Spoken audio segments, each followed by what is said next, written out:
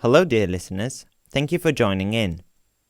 In today's episode, we will discuss one of the pivotal moments of British politics, which has undoubtedly shaped the modern political environment and the list of reforms that are offered by the main parties today. In the light of recent political turmoil of the UK, with 4 prime ministers in the last 6 years, it has become even more clear to the public how difficult and demanding it is to govern. But here is a story of a woman who managed to be in charge longer than anyone ever expected. The first woman Prime Minister of the United Kingdom, Margaret Thatcher. I'm David Falavadze, contributor at Forbes, Georgia, and you're listening to Britain Unveiled.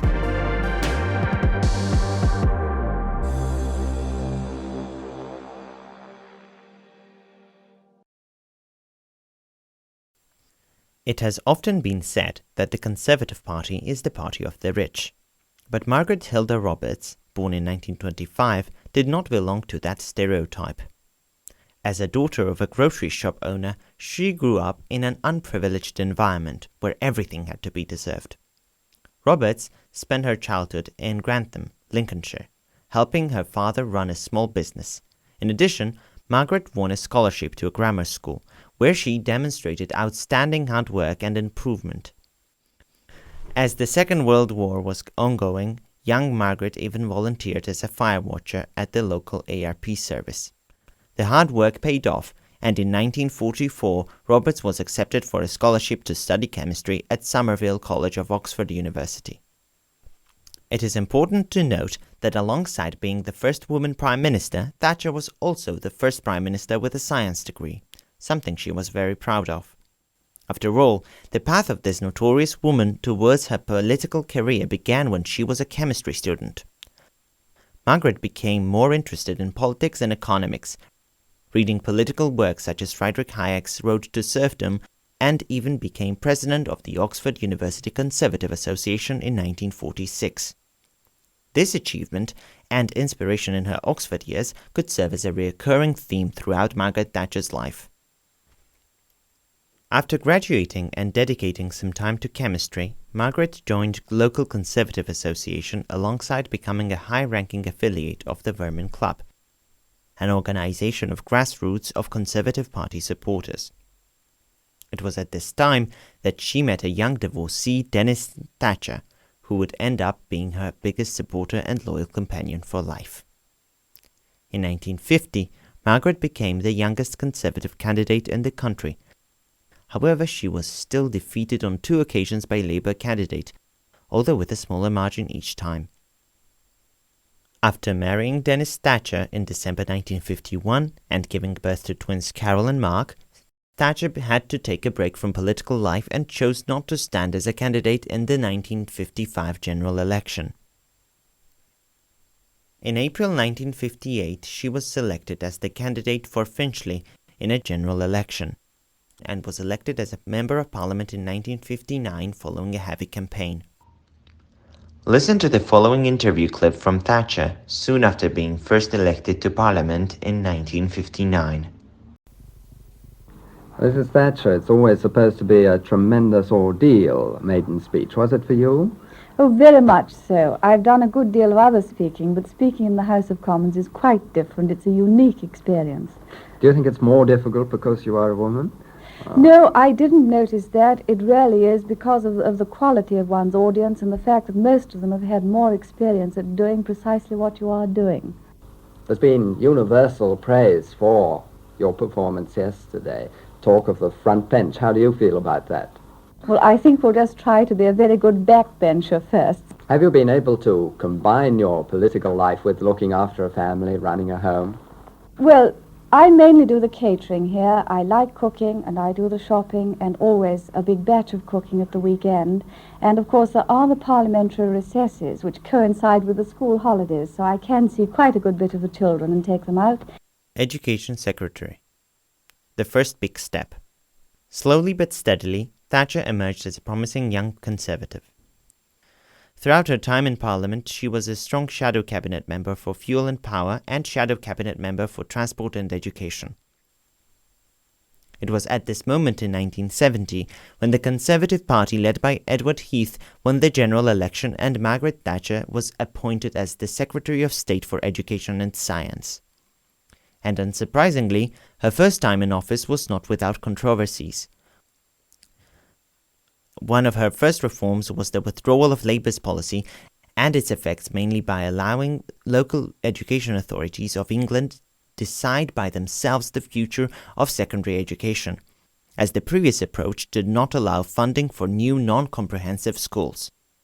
Thatcher emphasized that the discouragement of the comprehensive education system was not her aim.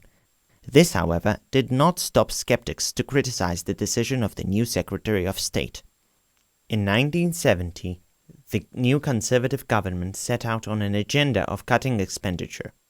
As with all cuts in government expenditure, some tough decisions had to be made, one of which was the abolition of free milk in schools. Despite cabinet papers later revealing that she had opposed the policy and was forced into it by the Treasury, as the Secretary of State for Education, Thatcher got the blame and was subsequently given an unfortunate name, the Milk Snatcher. Listen to the following TV interview Thatcher gave in 1971 discussing her personal philosophy regarding some of the controversial decisions she made while Secretary of State for Education.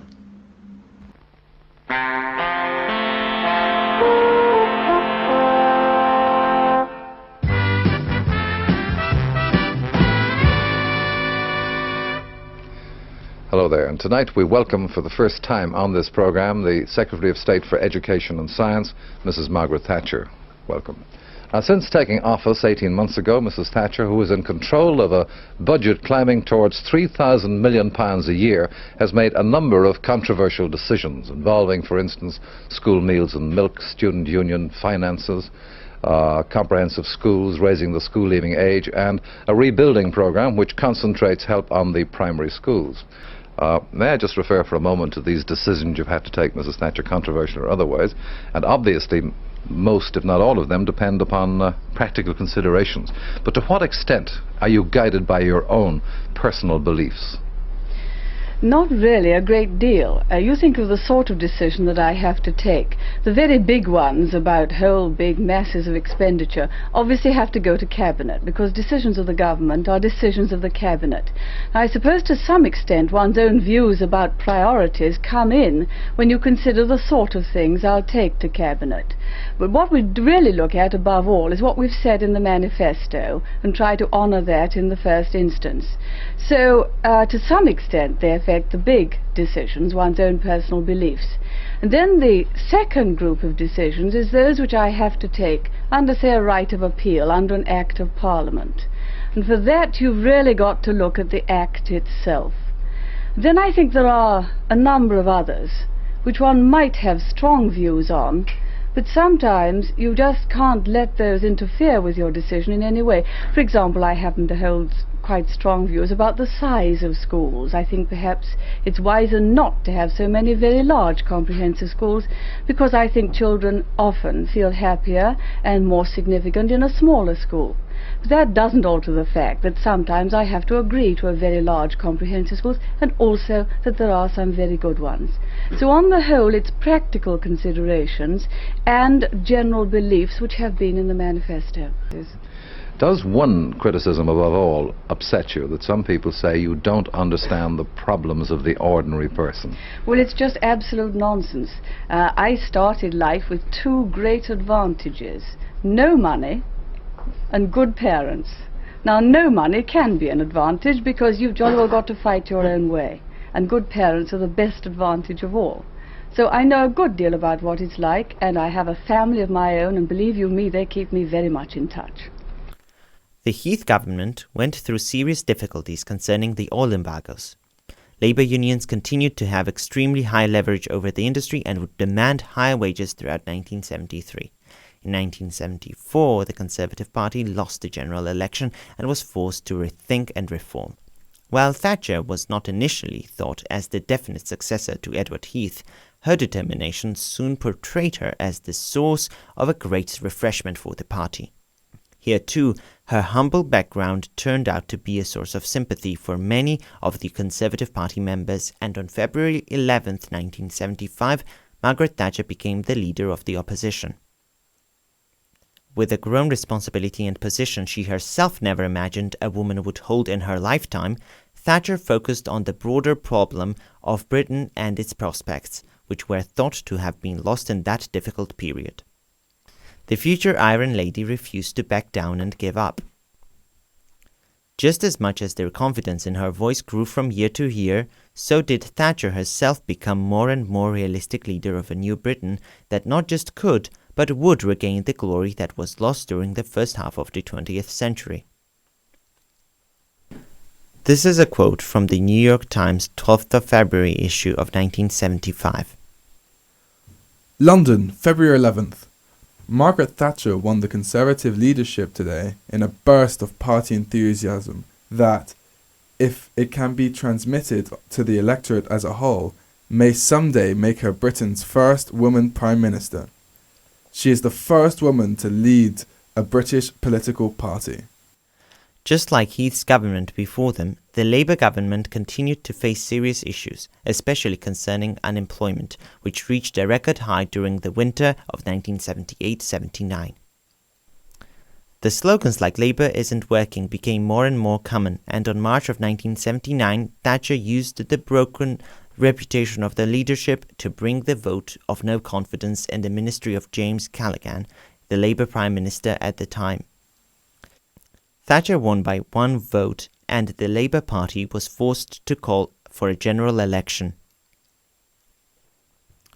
On the 4th of May 1979, with a 44-seat majority in the House of Commons, Margaret Thatcher became the first female British Prime Minister. Initial reforms. During its first term, Margaret's government decided inflation taming was more of a priority than high employment. And with Thatcher being a monetarist, soon after the election, interest rates rose to slow down the money supply growth and bring down the inflation. Thatcher also opted for a growth in indirect taxation rather than taxing on income. Thus, VAT was raised sharply to 15%, which resulted in a short-term rise in inflation. These measures seemed radical to many.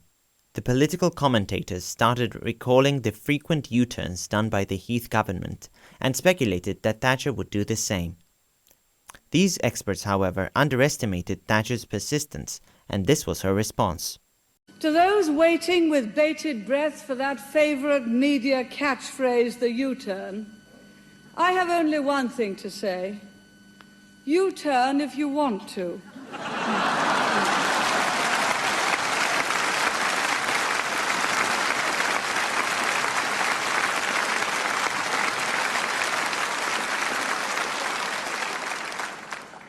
The ladies not for turning.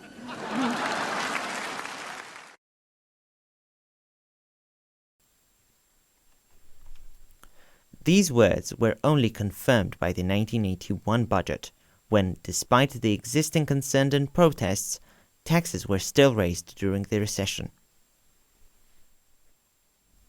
The deflationary strategy caused the appreciation of the real exchange rate and mainly hit the business sector, especially putting the exporters in a disadvantageous position in terms of competition. The result of the reforms was a sharp rise in unemployment, which exceeded 2.5 million and was still growing. Internal threats rose, and two of her cabinet ministers confronted the Prime Minister, suggesting she should resign. Once again, Margaret was a hard nut to crack. With her determination and help from her key ally, Home Secretary William Whitelaw, Thatcher was able to pass through this difficult period and resist the internal threats. Not all was bad, however. The persistence yielded its fruit, and while over 2 million jobs were lost during the 1979-1981 recession, firms were able to deal with the long-standing inefficiency, and Britain's economy started catching up with the other advanced capitalist countries in productivity. The inflation remedy, too, proved to be accurate and effective.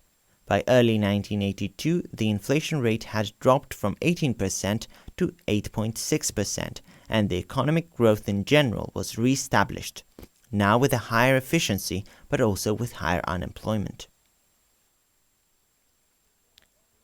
Government spending was also significantly volatile during Thatcher's initial period. During the first 6 months, defense expenditures were repeatedly prioritized, and while this pattern was then reversed, it was not long until the Falkland Islands proved the money spent to be worthwhile.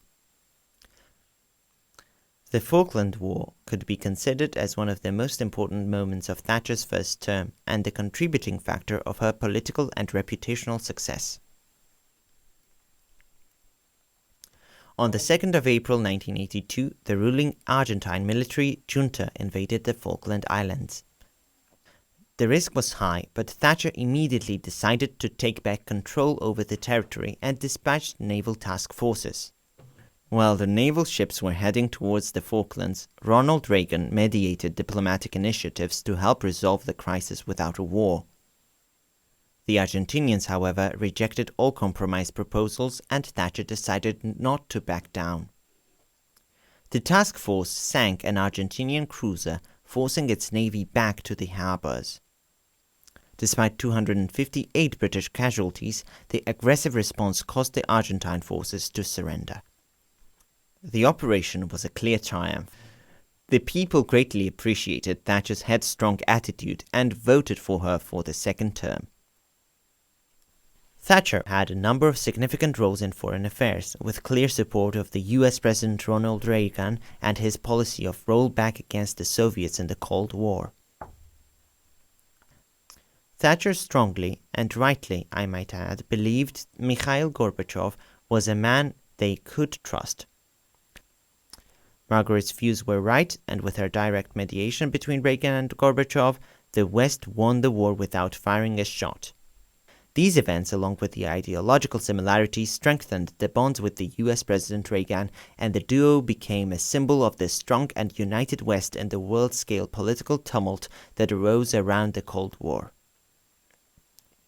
Her role in this and many other matters like the reunification of Germany and the release of Nelson Mandela from prison are still considered to be the valuable world-scale achievements of the daughter of a local shop owner from Lincolnshire, who simply never gave up. Hello, my name is Justin Frosini. I'm an Associate Professor of Comparative Public Law here at the Bocconi, and I'm also the Director of our new Bachelor in Global Law that will be starting in September. If we focus on international role, on world-scale political events, for example, German wall destruction, Soviet Union destruction, even fighting for Nelson Mandela's freeing from prison. Would you assess her influence on international law as significant? No, I would consider it to be very significant. If I may, you mentioned Nelson Mandela, and of course at the time South Africa was under that despicable regime of apartheid. That was one of the few times that it emerged that Queen Elizabeth, the monarch, and the then Prime Minister Thatcher had a fallout, and it was to do with the sanctions against South Africa and the tensions within the Commonwealth. And of course, as you know, today the King, at the time the Queen, is of course the head of the Commonwealth. And here, this is quite interesting. It's probably one of the only cases where there emerged that there was a serious difference of opinion between the Queen and Prime Minister Thatcher with regard to South Africa. But Thatcher played an important role, undoubtedly, together with the then President of the United States, Ronald Reagan. I would also add Pope John Paul II. Okay, there were various protagonists of what led to the dissolution of the Soviet Union and the fall of the Berlin Wall. I think Thatcher did contribute to that. Personally, for what it's worth, I think she then made the mistake of not understanding that the logical consequence would be the reunification of Germany, which I think she was a little bit dubious about, and as a way of compensating for this reunification of Germany, this was the very reason why Jacques Delors decided to put his foot on the accelerator in terms of going from the European Economic Community to the European Union, because it's a way of trying to find a balance with respect to the idea of German reunification. And I think Mrs. Thatcher was on the wrong side of history on that one. Then, of course, we forget something that's very significant from an international point of view. Her decision in 1982 to send the Royal Navy to the other side of the world to reclaim the Falkland Islands. But many have asked themselves the question: if it had been another prime minister, would Britain have made this effort to reclaim those islands? Mrs. Thatcher had no doubt at all, and it proved to be fundamental for her electoral success the year afterwards in 1983. Many observers have said that probably without the Falklands War, Mrs. Thatcher might have lost the elections of 1983, because her economic policies and the recipes that she was giving to what she considered to be a sick patient, i.e. Britain after the many years of Labour government and domination of the trade unions and so on and so forth, was a medicine that some said was killing the patient. But the victory in the war certainly buoyed her support, and she won the 83 elections with a landslide.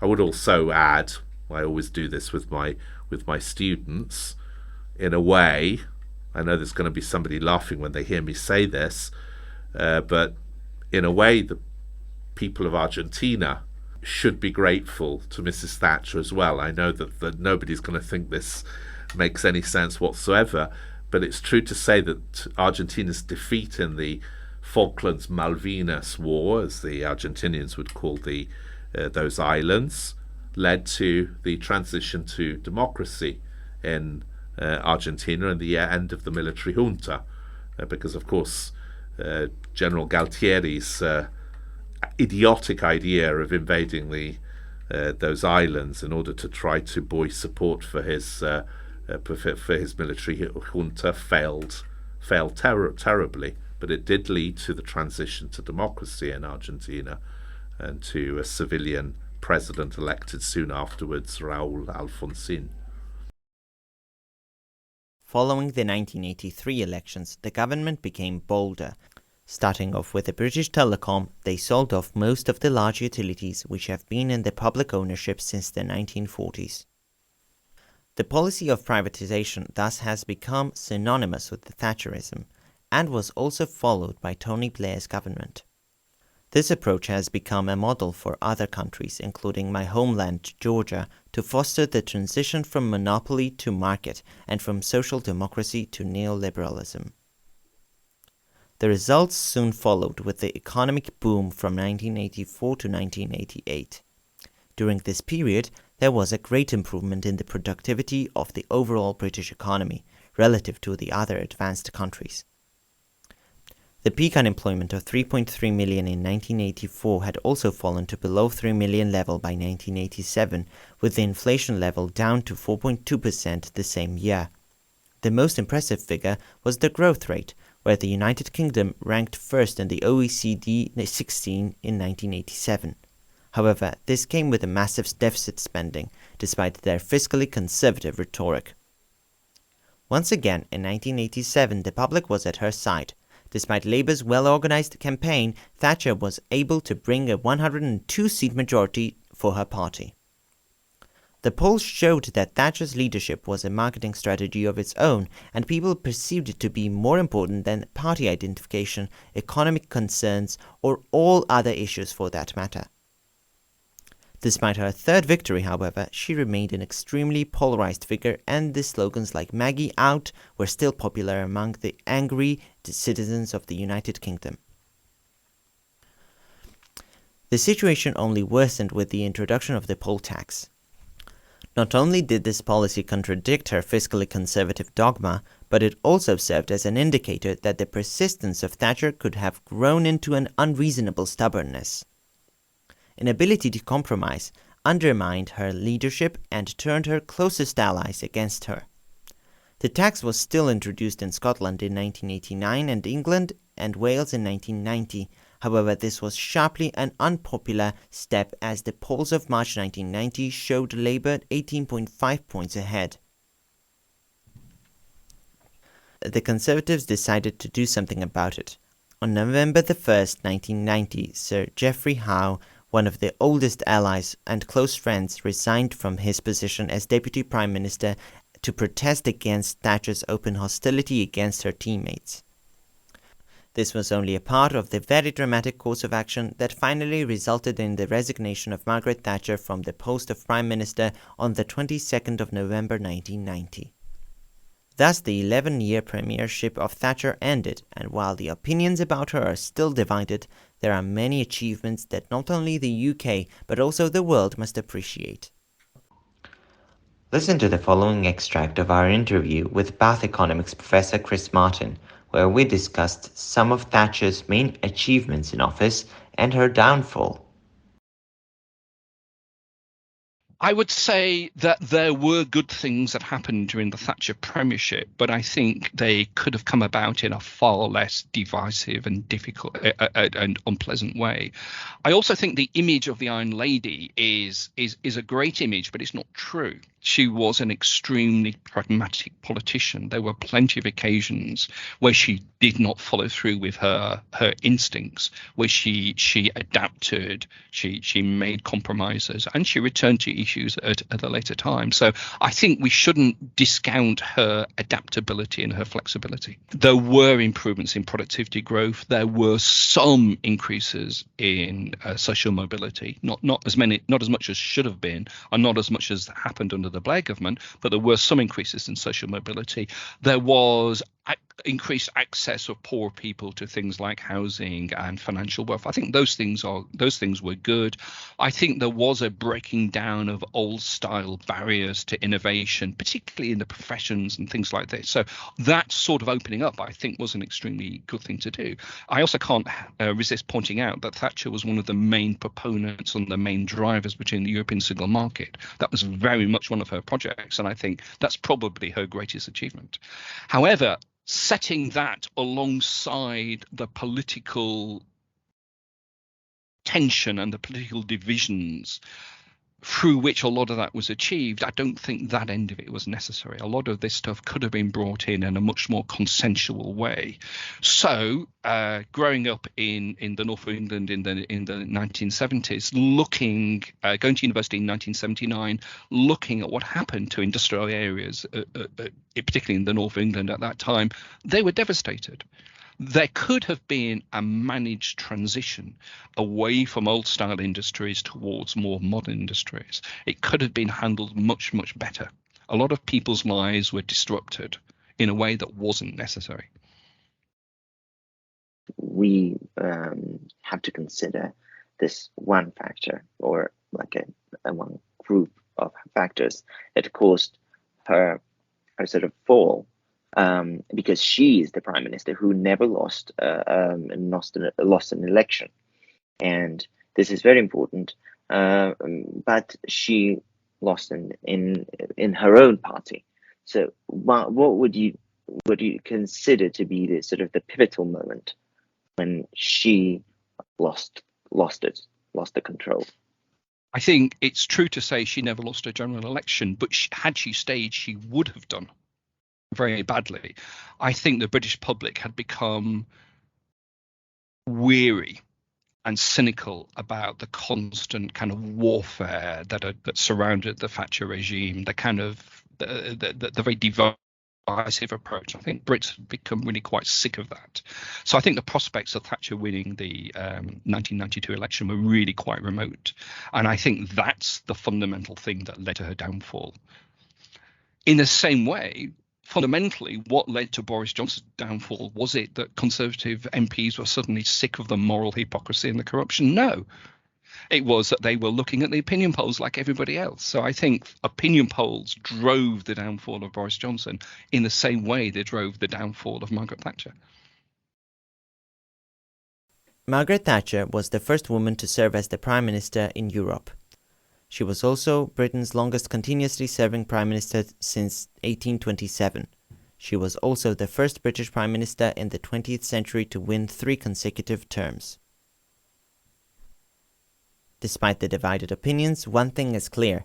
Lady Thatcher is one of the most influential women of the recent history, and her achievements, along with her mistakes, have strongly shaped the way Britain's politics is unveiling. Margaret Thatcher remains a controversial figure in the British popular imagination. Despite numerous shortcomings, it is difficult to deny that her achievements have made her one of the most influential women in recent history, and her legacy continues to play an important role in British politics. Thank you very much for tuning in. My name is David Falavadze, and you have been listening to Britain Unveiled.